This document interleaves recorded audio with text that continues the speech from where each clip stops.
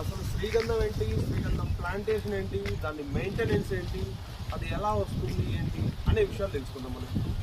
So యాక్చువల్గా మనకి ఇక్కడ రండి, ఇది మనకి శ్రీగంధం ప్లాంటేషన్. ఇది 1 month ప్లాంట్ అనమాట. సో ఈ 1 month ప్లాంట్ పెరగాలంటే దీనికి మదర్ ప్లాంట్ అయినా ఈ ప్లాంట్ ఎప్పుడు సపోర్ట్ ఉంటుందన్నమాట. ఈ శ్రీగంధం ప్లాంట్ ఏదైతే ఉందో ఇది సింగిల్గా పెరిగే మొక్క కాదు, స్వయం పోషకం కాదు, వేరే ప్లాంటేషన్ మీద డిపెండ్ అయ్యి వాటి రూట్స్ నుంచి ఫుడ్ తీసుకొని గ్రోత్ అయ్యే ప్లాంట్ అనమాట. సో ఇలాంటి ప్లాంట్ని మనం కాపాడాలంటే ఎన్ని స్టేజెస్లో గ్రోత్ చేయాలంటే టోటల్ 4 స్టేజెస్ ఉంటాయి. అందులో ఫస్ట్ స్టేజ్ ఇది మనకి 1 month నుంచి ఆల్మోస్ట్ ఒక 3 to 4 months సహాయంతో ఈ గణ మొక్క అనేది పెరగడం జరుగుతుంది. దాని తర్వాత సెకండ్ స్టేజ్ అనమాట, మనకి ఆల్మోస్ట్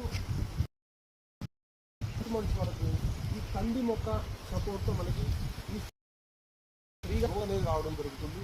సో దాని తర్వాత 8 months నుంచి ఆల్మోస్ట్ 1.5 year వరకు థర్డ్ స్టేజ్ ఈ అవిసి మొక్క నుంచి దాని రూట్స్ నుంచి ఫుడ్ తీసుకొని ఇది గ్రోత్ అవ్వడం జరుగుతుంది.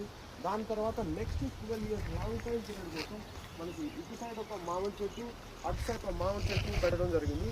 సో ఈ 2 ప్లాంటేషన్ రూట్స్ నుంచి దీని రూట్స్ ఎక్స్టెన్షన్ అయ్యి ఆ రూట్స్ నుంచి ఫుడ్ తీసుకొని ఈ ప్లాంటేషన్ అనేది గ్రోత్ అవ్వడం జరుగుతుంది.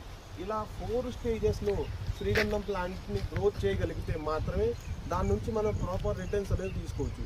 ఈరోజు మన యుఎస్ఎం ఇన్ఫ్రా సైంటిస్ట్ IWST సైంటిస్టుల ఆధ్వర్యంలో ఇలా 4 స్టేజెస్ ప్లాంటేషన్ చేసి మనకి కళ్ళ ముందర చేసి చూపిస్తుంది.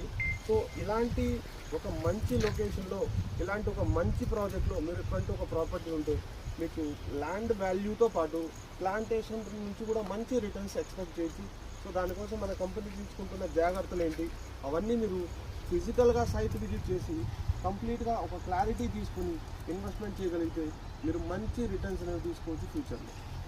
Thank you friends, thank you so much.